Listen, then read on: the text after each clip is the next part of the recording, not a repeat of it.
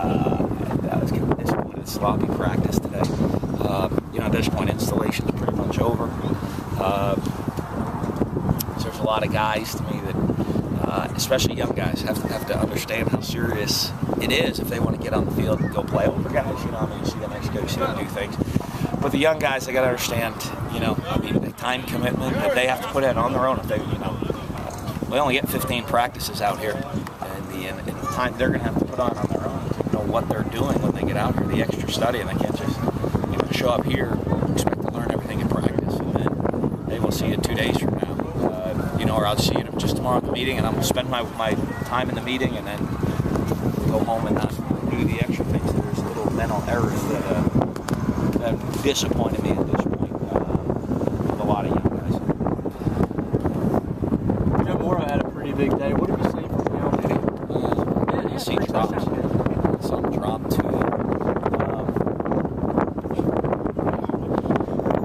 I notice all good. I'm looking at stuff that I have to fix.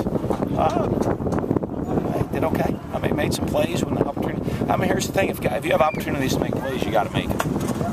And that's really going to determine how much you play next year. If, we talk about that. Everybody out here, there's a lot of guys that have already made a lot of plays in games, and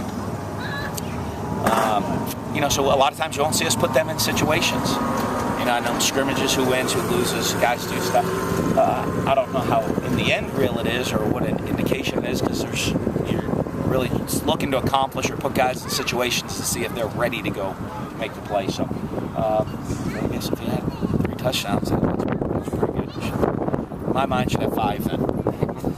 I know your expectations are always high, but speaking of the receivers and the corners, this time a year ago there was a lot, more uncertainty, more inexperience. With this year's kind of flip, obviously your expectations then probably goes up with that experience they gained last year. Absolutely. One of the things that's always hard here, I want to see, as a coach, you want to come off and see really well executed football. That's what you want to see. I don't know about, again, you talk like, who won, who wins, or who does what. What you want to do is see clean execution, and that should be a great battle. Receivers and corners, both with a lot of experience, and opportunities to come out here and showcase what they can do.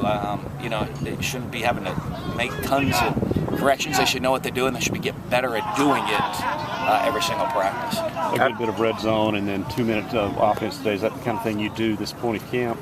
Well, it was. Today we put 2 minutes in for the first time today. Red zone we've had in and wanted to kind of review that for the scrimmage. Saturday, get another day at it right there. But, a lot of good situational teaching out here on the field today. A bunch of mistakes made. As minor little mistakes of things that we can get corrected. But it's great to get them taught, and cover things out here on the field. And if you don't play those game situations, sometimes you say as a coach, boy, I know that, but I didn't cover it every detail of everything that could happen out there on the field is critical. So a lot of things to teach, not just the plays, but the situations that are important for them to learn. Player, Dan, what do you like?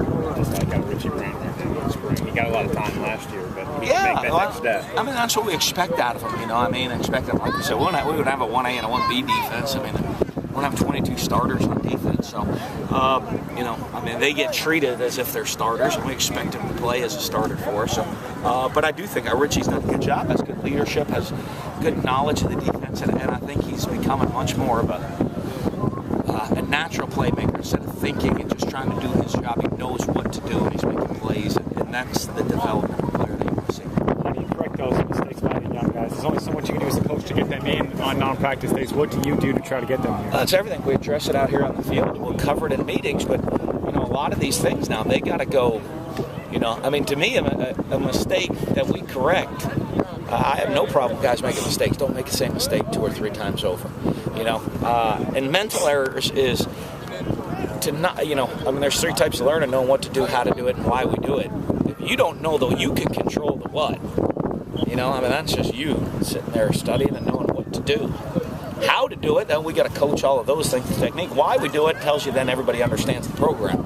But to me, the what to do is really an investment by the young guys, studying and getting their nose in the playbook and processing how much do you pull maybe a senior or a leader by say, hey, so-and-so needs to work on this, get in the ear or something like that? Absolutely. Well, I mean, they do it by position group, but guys do, and I mean, we're on the seniors a lot about how they handle situations, and their job is to make sure the performance of their group is at a very high level. Where do you go heading into next week in spring? Well, the spring game is fun. It's a celebration. These guys to get to go. I mean, I want to see 30,000 people there. You can print that, put the demands out, right? That's your job to make sure 30,000 people are. I think that's pretty good. Set the record. Got a new stadium, right? They should be coming in to come see it. Got an exciting year. Finished on 3 straight wins. I want 30,000 people there, but I want the 30,000 people there so I can put some guys in situations that maybe haven't been in situations before that might get put into them this year and want them to be able to handle it. After you watched the film from Saturday, what did you like from that scrimmage, and what do you want to see from this week to improve? Oh, I want to see us do everything a little bit better this week than we did last week. I don't care if you're a fifth-year senior or you're a redshirt freshman. You've taken a step forward in one little detail of the game. The other one is to see a clean scrimmage. That's always hard, I guess, right now. Because if the defense has a great day, is it great defense, bad offense? I want to see good football and guys making plays using great technique, and that's really important to see that in game situations in the scrimmage. Defensive line returning a lot of girth and experience. What are you expecting out of that kind of unit this season? A lot. It's kind of neat that you get the PJ and Caleb really doing minimum this, 2 starters inside doing minimum this spring. Really put a lot of pressure on other guys and guys getting reps, but I mean, that's a position you need to be able to roll them through. We got to be 8 to 10 deep on the D line to get through games. So the fact that guys are getting a lot of reps, I think, gives us that opportunity to have a deep and talented D line.